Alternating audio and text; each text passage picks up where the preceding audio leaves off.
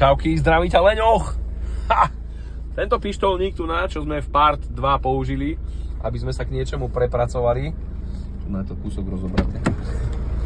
Nefunguje toho tu viacej, ale to není podstatné. Podstatné je, čo vám chcem ukázať a povedať. Je veľmi zaujímavé, že keď som meral tlak, s ktorým som mal problémy s tým podtlakom, možno to bude zle počuť kvôli tomu motoru, tak ho vypneme. Vypneme ho, nech to nehučí ako blázen, lebo to není ešte vyštelované, ani spravené, ani nič. Autičko sa dlho nepreviezlo. Tak, podstatná vec. Vymenený repas turba. Je tam repasované turbinka. Vždy je potreba nad tým sa zamýšľať, že OK, niečo som tam dal nové, tak hádam to nebude hneď na šrot, nebude v tom problém. N75, MAF senzor, ďalší senzor, už funguje aj táto klapka pri vypnutí. MAP senzor, dole regulácia na EGR, aj to funguje. Ja som ho zaslepil, asi je to lepšie kvôli motoru, zvyšok som nechal otvorený takto, ako ho vidíte. No a prišiel som vlastne k tomu, stále mi trhalo. Najprv mi turbo nešlo, pretože S75 ventil bol zlý, takže keď som dal nový, tu už som získal podtlak a vtedy sa mi turbo zoplo.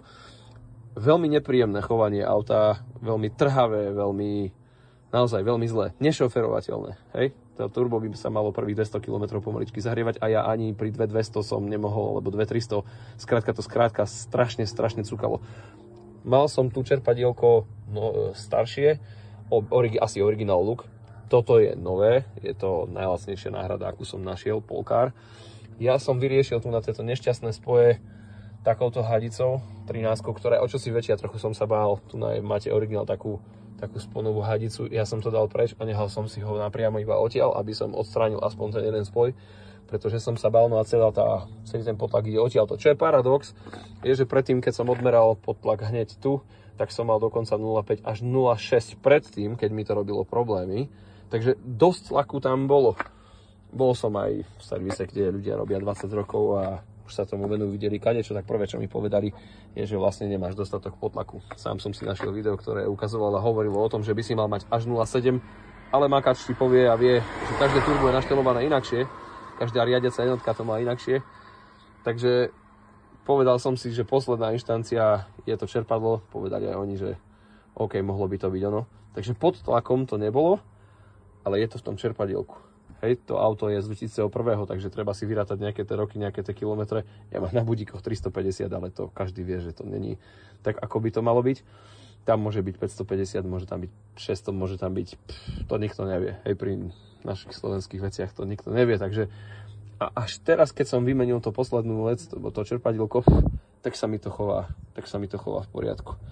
Takže ničím netrasie, ničím nekope, dokonca to o dosť menej dymy. Vzadu, jasné, streky asi už nebudú najlepšie, stále sa nemôžem dostať k OBD portu. Hej, proste nemám ešte tú spätnú väzbu, ale všetko ostatné som odstránil. Ja som tie podtlakové hadice vymenil úplne všetké, vravím, každý jeden senzor, ktorý tam bol, som vymenil.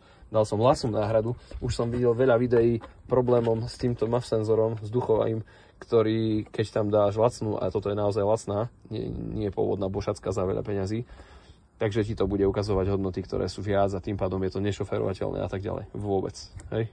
Moja skúsenosť je vôbec. Funguje to úplne bezproblémovo, úplne normálne. Takže za mňa konečne som prišiel k tomu, že auto a motor sa chová normálne a môžeš sa potom povenovať tomuto. Ja to skúsim rozbehať chémiou, skúsim dať do oleja chémiu, pozriem, čo tam tí chlapi všetko dávajú. Skúsim dať do nádrže chémiu, aby aj nafta, samozrejme najkvalitnejšiu naftu, aby to dostalo a riadne ho prebehnúť. Samozrejme nemôžem ešte riadne nakladať, lebo ešte asi 200 km na tom turbe nebude urobené. No ale je to teda tým čerpadielkom. Hej, takže keď začnete odstraňovať tie chyby postupne, každý ten senzor stojí nejaké peniaze, ten ventilček podtlakový, jasné, OK. Možno, že by to nebolo ani v tom a bolo by treba len to čerpadlo a vtedy by vám to fungovalo. Samozrejme, je treba pozrieť a veľmi dôležitá vec sú tie hadice. Ja som našiel hadicu, ktorá bola, tieto pôvodné sú tento tenké, to je originál a presne taká istá bola tu Tu som dokonca robil redukciu, lebo táto má len 4 mm. Bál som sa, že keď tu dám túto väčšiu 6 mm vnútri, že stratím ten potlak a budem mať s tým problémy, ale nie, není s tým potlak. Tu mám tú 6, tu mi ide tá redukcia a tam je normálne. Proste tie hadice dajte nové. Ja som tieto niektoré zanechal, ktoré sú ešte dobré a funkčné, ale zvyšok na 90% tých hadíc mám nových. Takže ak je nejaký problém s tým, tak potom som mal ešte jednu obavu, čo je táto guľatuna, táto podmanka pre ten N75, tam si on asi ukladá vzduch, ktorý je prebytočný alebo nejak podobne. A je k tomu veľmi blbý prístup, nevymeníte ju. Podľa mňa by ste museli zhodiť celé čelo alebo turbo. No, to som asi povedal, ale hej, čelo, lebo odtiaľ to tu na niekde šrob na tú prírubu. Možno sa to dá aj tam dostať, možno nie, to nie je podstatné. To bola posledná vec, ktorá by mi ostávala, ale chvála Bohu, riadiačka, ja som dal urobiť aj riadiačku, dal som upraviť software naspäť, druhú a naspäť, keďže to sa už kúpiť nedá.